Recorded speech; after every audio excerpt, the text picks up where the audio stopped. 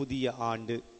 புதிய ஆண்டு 2025ஆம் ஆண்டு முடிஞ்சிச்சு, 2026 வந்துச்சு.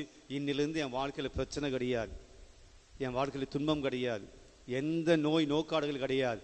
அப்படியே தலைக்கீழாக மாறி என் வாழ்க்கையில் இதுலேருந்து எல்லா கஷ்டங்களும் அப்படியே போயிடும். அப்படியெல்லாம் கிடையாதுங்க, அப்படியெல்லாம் ஒன்றும் கிடையாது. இத்தனை வருஷம் அதான் பார்த்துன்னு இருக்கோம். புதிய ஆண்டு வந்த உடனே எல்லாம் புதிதாக மாறிவிடும் என்று அல்ல. புது வருஷம் வந்த உடனே எல்லா கஷ்டமும் நீங்கி போயிடும் என்பது அல்ல. நான் அதை முதல் நாளே எப்படி சொல்கிறீங்க? உண்மை அதுதான் இல்லைங்களா? நேற்று இருந்த கஷ்டங்கள் இன்றைக்கு நம்ம வீட்டில் இருக்கும். நேற்று இருந்த கடன் தொல்லை அப்படியே நைட்டு அப்படியே மாறிடாது. அப்படியே லாட்ரி அடித்து கோடிக்கணக்கில் பணம் வந்து உங்கள் வீட்டில் வந்துடாது. அந்த கடன் இருக்க தான் செய்யும். நாம் செய்யக்கூடிய வேலையில் இருக்கக்கூடிய பிரச்சனை இருக்கத்தான் செய்யும்.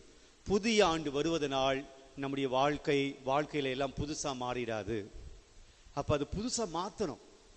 புது ஆண்டு வருகிற போது என் வாழ்க்கை புதுசாக மாற்றணும். அது யாரும் இருக்கிறது?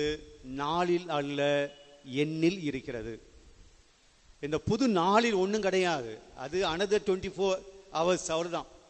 another a day, அவ்வளோதான். நேற்று புதன்கிழமை, இன்னைக்கு வியாழக்கிழமை, அவ்வளவுதான். நேற்று 31ஆம் தேதி, இன்னைக்கு 1ஆம் தேதி, நாளைக்கு 2ஆம் தேதி, அவ்வளவுதான். அது ஒன்றும் இல்லை. அது புதுசாக இது மாற்றாது.